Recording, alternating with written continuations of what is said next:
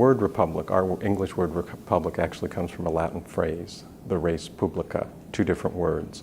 And res publica means public thing or public affair or public matter. And it was simply the phrase that Romans used to describe government. The best way to answer the question about what a republic was is to go back and think about the way that Polybius described it. Polybius was a Greek historian living in the 2nd century BCE, and he actually lived in Rome. And so he got a chance to see Roman government and Roman culture up close. And he decided to write a history about it. And the fundamental question that he was trying to answer in his history was, how was it that the Roman Republic came to acquire an empire? That is, Rome went from being a regional power in about 200 BCE to being a world power about 53 years later.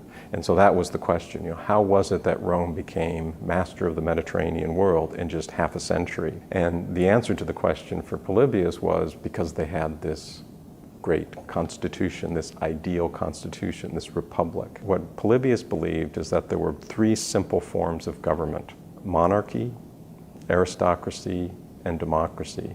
Monarchy was ruled by one man, a single ruler, ruled by a king. Aristocracy was ruled by the best, the wealthiest class, the wisest class, we might say the propertied class to use a modern term. Democracy was ruled by the people. So you have these three simple forms of government. But Polybius also believed that each simple form of government had what we might call its evil twin. That is, that monarchy was not stable by itself. It would naturally devolve into tyranny.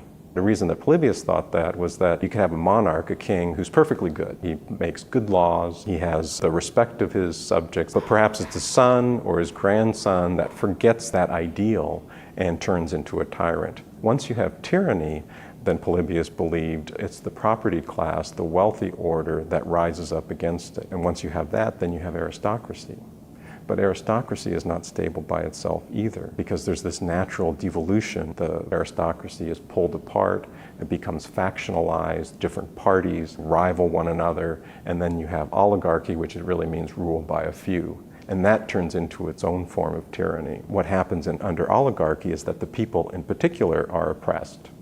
And so they rise up and they form a democracy ruled by the people.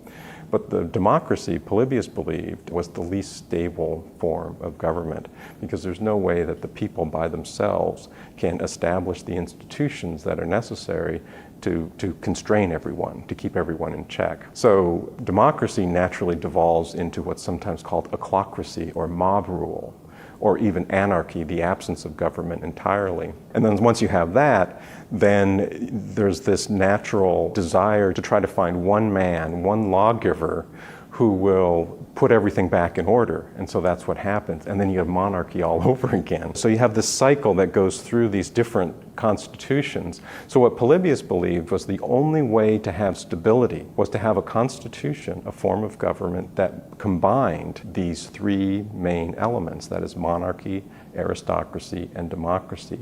And if you have these three elements in perfect balance, then you have stability. Polybius saw in the Roman constitution at the time, in the Roman Republic, was this perfect balance.